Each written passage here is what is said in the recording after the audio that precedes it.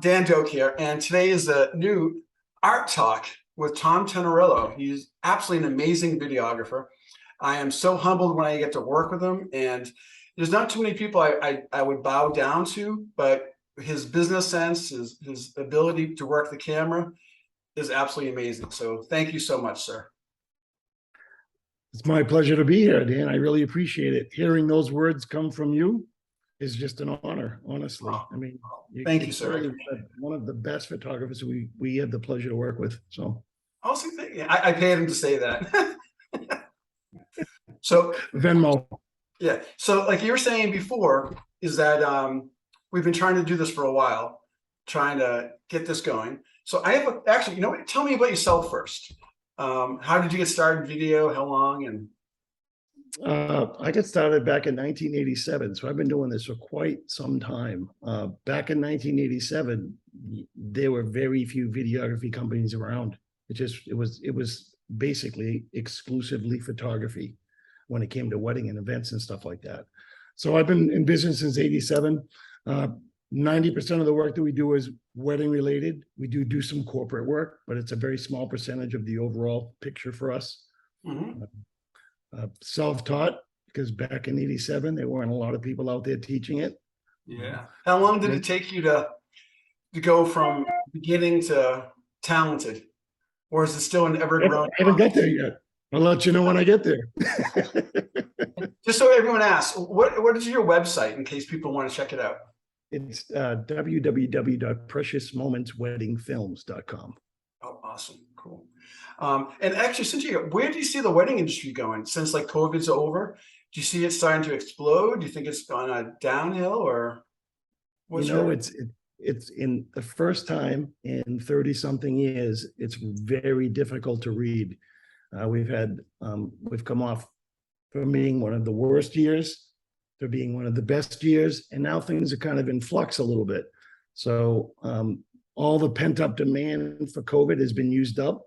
So where we go from here and how couples manage their weddings, I think my gut feeling tells me we're heading back toward 2007, 2008, where we're going to start seeing a downscale in weddings, especially with the economy and the recession. Yeah, I hope not as well, but we've been there before, and it just requires a new frame of mind and a few adjustments, but you can make it through COVID, you can make it through anything. Sure. Well, that's one of the things I over the years, I've had the pleasure of talking to you, bounce ideas off you, business-wise. What I love is, besides being an amazing videographer, you run the business by the numbers, and I love that. I mean, you have systems in place. It's awesome. Yeah, I mean, it's vital. You have to run it by the numbers. You need to know what your costs are. You need to know what your profit margin is. I mean, those are all things that help you make the decisions that you make, whether it's equipment acquisition or scaling back or changing your pricing structure. Whatever it might be is all based on numbers. Sure. Well, it's amazing how many photographers. I don't know that many videographers, but how many photographers just run the business by the seat of their pants. They mark something up 5 times. Like an 8x10 costs $3 in the lab, and they charge $15 and they think they're making money, but they have no clue about all the other stuff that goes into it. Yeah. So, well, in our industry, most videographers are going to other people's websites and basing their pricing based on what they see online, which is it just doesn't do service to the industry. So actually, I have a couple of questions for you. There's always been a war between photography and videographers. What are the things you hate, or hate's a bad word, but like when you work with another photographer, what things really drive you crazy? I think the thing, in the beginning, I was very fortunate to have guys like you and some of the other great photographers that we work with kind of take me under their wing and kind of coach us along, because back in the late 80s, early 90s, photography was the only game in town. Mm-hmm. But things have changed drastically, as you know. So photography is not the only game in town anymore. It's not any better than video. It's just a different medium. The two have their pluses and minuses, but they're two different mediums. And I think that, to me, I wouldn't say hate, but if there's something I dislike about a lot of photographers, is that they don't see them as equal. Right. Can They I see interrupt you for a second? photography as, I'm sorry? I'm going to interrupt you for a second. Yep. What I always tell people when we're talking about, hiring a videographer, is it worth it and all that? I'm like, it's two so different subjects, but they complement each other so much because I'm looking for that split second, and I capture it and it's so hard to do. But then I watch your videos and I cry because you can see all the emotion. So they together, it's just amazing. Absolutely. The two are very powerful mediums to help the couple relive the day. And I think with time, the video becomes even more important in my mind because of the people that pass on. Yeah. It's great to have an image, but to be able to hear that person speak, Yeah. it's just a powerful medium, in my opinion. Sure. And I think photographers need to understand that video is not going anywhere. Mhm. So you have a couple of options. You can either work with the videographer and the videographer can work with the photographer, or you can choose to work against one another and then nobody benefits, including the couple. Right. Well, I ask you a question. What's your worst photographer experience Oh my goodness. besides working with me? Pin down just one. Well, no, give me the top two or three. Not a long story, but just kind of a. I think the worst photography experience was probably a gentleman who called himself a natural light photographer. Mhm. And we were working at a local venue here, and it just became a nightmare all day long. Natural light to him meant working in an environment where everything is perfect. I don't even think he understood the concept of white balance adjustment. It was just a total nightmare because it limited not only what he was capturing, but what we were capturing as well. And it made it very difficult to work with. We did our best to do it, but on occasions, there's just, you can only do so much. And Well, explain to me a little bit more because you said like it was in a room or whatever, and he wasn't using the light properly, or. wasn't using the light properly. For example, there was one particular room that we visited had kind of a yellowish tinge to it, kind of a real warm feeling. And you had a little bit of mixed light, but the predominant light in the room was a warm feeling. So you need to make a white balance adjustment to accommodate that warm feeling. Sure. Well, he didn't understand that concept. He basically said he limited this whole section of this facility because the lighting wasn't correct. Everything was yellow. Oh, okay. Yeah. So, I mean, that's somebody who clearly doesn't know his equipment. He may be a good artist, but he needs to be able to understand lighting, because when you're dealing with a live event, you don't have the luxury of what you have in a studio environment of taking control of all these elements. You need to work with what you have, and to be able to limit all of our bridal prep and groom prep to one little section. And I'm literally talking a 3 to 4 foot square area of this location. Oh, A window for all of the groom shots and all of the bride shots. It was just a nightmare. that kind of sounds boring instead of taking advantage. Yeah. What's another one? I remember one gentleman who with your cars. Yeah, well, actually, that was the gentleman who did that. Oh, never mind. Yeah, that was the same gentleman. Unfortunately, as we progressed through the day, it became even more limiting. During the introductions, he literally stood in front of every person being introduced, and he backpedaled from the introduction doorway all the way to the dance floor. He ran forward, did the same thing on every single couple that was being introduced. I bet you're probably using a wide angle lens too, right? So well, we had a couple of lenses. We had one wide and one tight for the detail.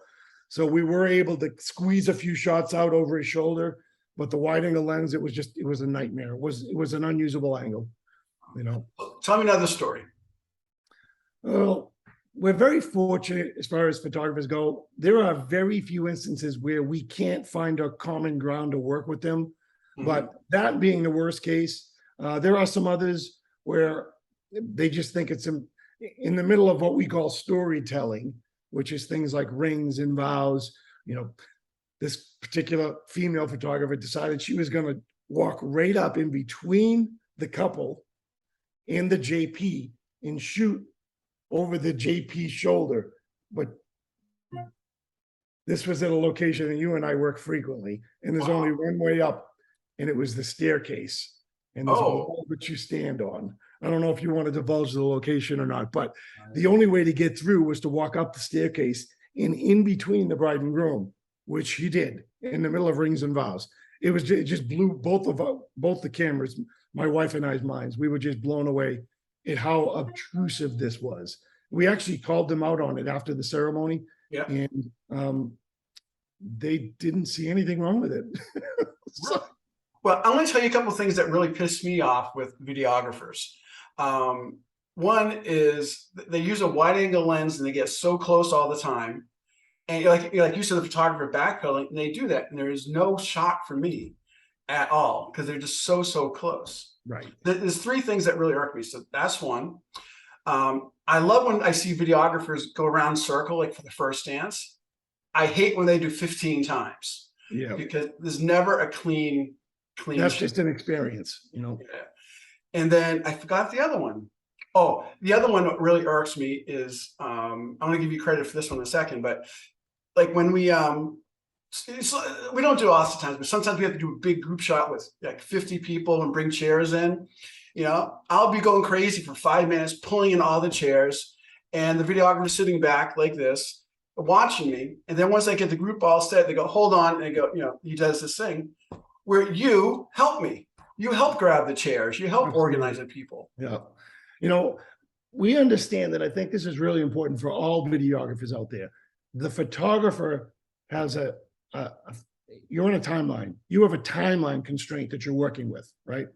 You know, based on the group sizes, how long it's going to take to get all your group shots in, how much time you're going to have to play with the bride and the groom, how much time you're going to need for bridal party shots. This is going on inside your head. When it comes to videography, we're really there to capture the moment. And if we don't have a photographer that's interactive, we do need to be able to interact with them to get what we need. Mhm. And this is where I think the dynamic relationship works, is when the photographer and the videographer understand that they're looking for the same things. Mhm. I will capture some of the still work, but I won't interfere with the flow because I know how important that is to you guys. However, when you're working with just the bride and the groom, I'll throw my 2 cents in here and there, and we'll work together to get what we need. And that's where I think the relationship really is complemented. Mhm. You know, videographers need to understand that that is a particular time in the day where it's not about how creative he can be with these group shots. Let the photographer do his thing, get what you can get while he's doing it, but don't interrupt that flow. It's really important in my mind anyway. Yeah, but the way we work together is amazing because I know you like motion. I like motion captured with still. You Yeah. know, the thing always cracks me up. Like one of the last weddings we worked at, the bride was coming out to see the groom for the first look, and you always turn the camera upside down. And I'm like, okay, so walk slow and whatever. You're like, oh, you know my routine. Yeah. No? Because while you're doing the walk slow, I'm grabbing the shoe shot, right? Yeah, exactly. So it's perfect. And what I love is doing the like movement also. I mean, because if one thing I love is when I work with you, I'm like, do you need anything? You're like, no, I'll tell you. Then after we do all the moving in different locations and we have them dance, play, I'm like, Tom, do you need anything? You go, no, I have enough. Yep. And And honestly, it's not like that with all photographers. A lot of times we never have them say to us, is there anything else that you need?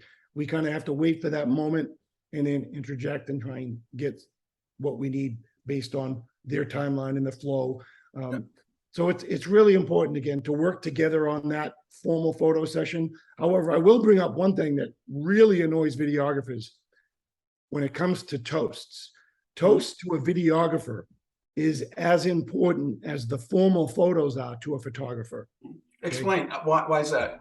Because the toast portion of the evening is really the catalyst for all of the highlight films that are being produced nowadays. Oh, okay. Toasts help tell the story. And if the photographer resists on how we set things up, for example, there's a rule in video called 180-degree rule. You never want to cross that 180 degree. Both cameras have to be on the same line. If you draw a line right down the center of a circle, both cameras need to be on the same line, center of that line. Okay. If you break that, then in the editing process, you have a difficult time making the film flow correctly. Okay. It doesn't look like the person doing the speech is speaking to the person that they're doing the speaking. Oh, It I makes get it it. look like they're both facing the same direction, talking to somebody else. Mhm. So it's really important for us to make sure that the person speaking doesn't stand behind the couple, because now the couple's no longer looking forward. They're looking like this at the person speaking. So it's not really the best type of video for us. I'm not sure how it translates into the best photos either, but we like to separate the person speaking and the bride and the groom. We like to Well, bring the person speaking to the center of the dance floor so that they're facing the bride and groom. And then we can capture what we need on the person speaking, as well as reaction shots of the bride and the groom. well, let me tell you, some videographers set it up so that the best man, maid of honor, whoever's like is way over here, the bride and groom's way over here. And they That's can't see each other. horrible because Yeah. I can't stand it. Where you set it up, I have a perfect angle because I do come in close once in a while, and you tell me don't worry about it, get my Yep. shot, get out. You know, but you can always edit me out. Two But cameras. Yep. yeah, but you always have it set up so that I can shoot through the bride and groom's back of their heads to see the best man, maid of honor, and go the opposite way. You always give me room to work. Right. You know, and that's what I think is totally amazing working with somebody like yourself. So And for us, that is, like I said, that important is that moment is very important, because those are the moments that help us put the film together. It's the catalyst to telling the story. So it's a little annoying when we get pushback from a photographer about having the person speaking next to the bride and the groom so that they can get all three in one picture, as opposed to, you know, how many of those photos are going to make the album? for one, You know? Yeah. So for us, that becomes a key element to telling the story. So it's like your formal photo session. That's the key element to getting all the portraits that you need for this couple's wedding day. you So see, it's really I didn't important know for that. us That's awesome. not to interfere with that. Sure. I had no idea. But for me, I think it makes a better photo anyway, because I can see the bride and groom's back of the head, or sometimes their profile, shooting through, seeing the best man. That's a storytelling photo. Right. I love that. Yeah. So much better than going click, click, click. People get conditioned and they think it's got to be the two and the person speaking all in one frame. They don't, you know, take it to that next level. Think outside the box. Get creative. You know, and I think a lot of that happens by mistake, right? Something happens and you work around it and you're like, wow, this is really cool, right? Yeah. And you develop a new routine based on that. So Actually, thank you so much. Another question or statement. When I photograph a wedding, everyone says they want 2 or 3 photographers, but I bounce around so much that, you know, I go from different angles and all this stuff. So they think I'm 3 or 4 different photographers. And what I'm amazed when I see your films, even when you work by yourself, it looks like you have multiple photographers. I mean, how do you do that? What's in your mindset? the mindset when you're working on video is everything is about the audio. When I'm out there doing a single camera event, although composition and framing, you know, and all of these things are important, the most important thing that I'm focused on is the audio, because it's the audio that's going to tell me when and how I can move. When the JP's speaking, you know, is there a pause between, you know, does he take deep breaths between sentences or paragraphs? Do I have enough time to change my angle during that? Do I have enough of an opportunity to get B-roll for some particular camera movement we may have had? What's B-roll?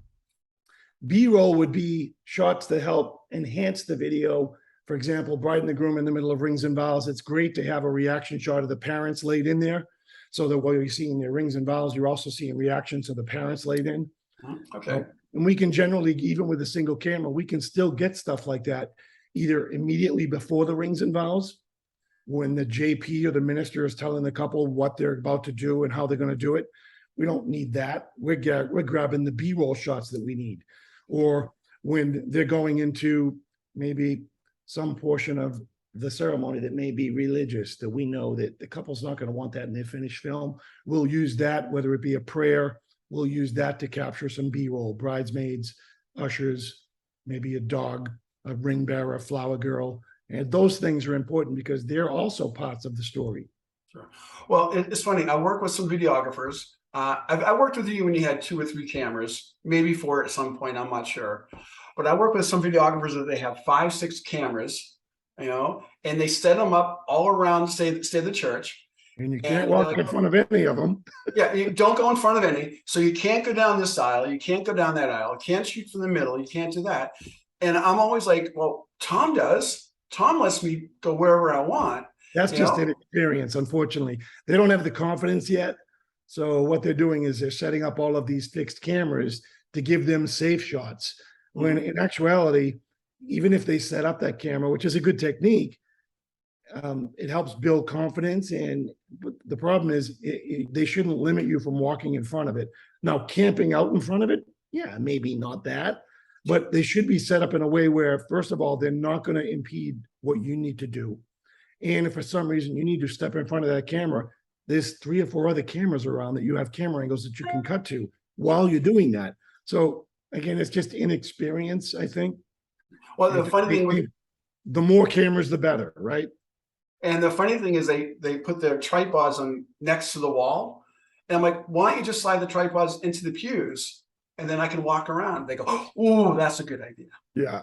How many times have you and I worked together, and you'll notice that every single time we do, and we're on the dance floor, there is always a foot and a half behind me for you to be able to move around and do what you need to do. And if there isn't, what do I always say to you? Just move across the front as quickly as you can. And what do I always say to you? I don't want to step in front of you. Yep. And if I do, I'm like, I am so sorry for stepping in front of you. Yep. Most of the time, you mentioned videographers who have to put their medium, they put their prime lenses on, and for their close-ups, they got to run in really close to grab this close-up shot. We don't do that for us. We do use zoom lenses on our cameras. Now, is the couple going to see the difference between a zoom lens and a prime? No. But the way that you can capture the day and discreetly capture the day, it's just so well worth that, having that type of a lens. To be able to stand 20 feet off the dance floor and to capture a reaction on the bride's face, a tear rolling down her cheek without interrupting the moment, it's huge. Or to capture her mom, who's watching them do the first dance, nobody's even looking at her, and to capture her emotional reaction on her face with a zoom lens. Yeah. Well, you know what I love about working with you and Lisa and all that? Lisa's your wife. So you know that, but people may not. Like, I'm concentrating on getting this, I get my safe shots, then I'm always waiting for that tear drip or something. Right. Then all of a sudden you tap me on the shoulder and you're like, I'm like, oh, thank you. You just gave me the shot that I was looking for. That was even better than what I thought. So working together like that is so, so powerful. Oh, absolutely. Yeah. You know what I love working with you is, like, during either the house, church, or wherever we are, we always seem to dance with each other. You move to left, you know what I'm doing, and I know what you're doing. I think that the years of experience we have working together, yeah, it's a symbiotic relationship that works. It just makes it so much more enjoyable, Yeah, exactly. Yeah, I think so. So speaking about what we love, what I love about what you do is you let key moments like daddy's time, first looks, you just let them, you plan, you direct, and then you let them happen naturally. I see so many photographers who destroy the moment by stopping everything as it's taking place to do pictures, or to tell a story, or to ask the groom while the bride's standing behind him about the first time that they met. It blows my mind. This isn't about that. If you want to do that at a different time, great. Let this moment that you've laid out unfold naturally in front of you. That's what I love about you. Some of the most emotional stuff we capture is because of the fact that you just let it happen naturally, and it just turns out amazing. Oh, thank you so much. I appreciate that. So I would say to videographers, like, if I'm going to work with, what I always say is, like you mentioned, is give me a foot and a half behind you, so I never cut in front. And I'll never stand in front of you if you never stand in front of me. And then I always tell people, let's work together during the formals, because I know you need stuff, I need stuff. If we do it together, we get even better stuff. Yeah. What would you tell a photographer? I think is just understand that video is just as important to some couples as photography, and you need to work together. Don't look at it as kind of like a competition format. Look at it as something that can enhance the day for the couple, right? And then take a few minutes to just have a discussion with the videographers. If they don't come up to you and approach you, go up to them. because knowing what one another is going to be doing during key elements like a ceremony, it's really important. You know, I mean, we work the outside aisles, but there are some videographers who work the center aisle. Last thing you need is for them to be setting up a tripod in the center aisle. And Very if close. they're going to be doing it, at least give you a heads up to let you know that's what's happening. Sure. You know, so I think communication starts the ball rolling on both sides. You know, and then understanding that each format has its advantages and disadvantages when it comes to, you know, the benefits and things like that. Oh, absolutely. Formats. And I think communication is key. Make sure that you understand what's going to happen. And I think when you work with somebody over and over and over again, that communication becomes respect. And then that respect just becomes something that becomes so enjoyable. You become very confident when you're working with that person, because you know what they're not going to do, and mutual respect develops for each other. Yeah. Well, you know what's funny? When I work with somebody new, like a new limo driver or a new videographer, it's the weirdest thing. I kind of wave from a distance. I'm like, hi. If they smile and wave back, it's an easy day. Yeah.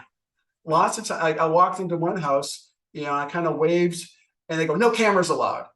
I'm like, oh, you know, oh, they're doing something. I'm like, you know, but nothing was happening. I'm like, what's happening? Oh, nothing. We're just waiting to do our job. So, well, why can't I have my camera? No cameras allowed. I'm like, what am I supposed to do? You know?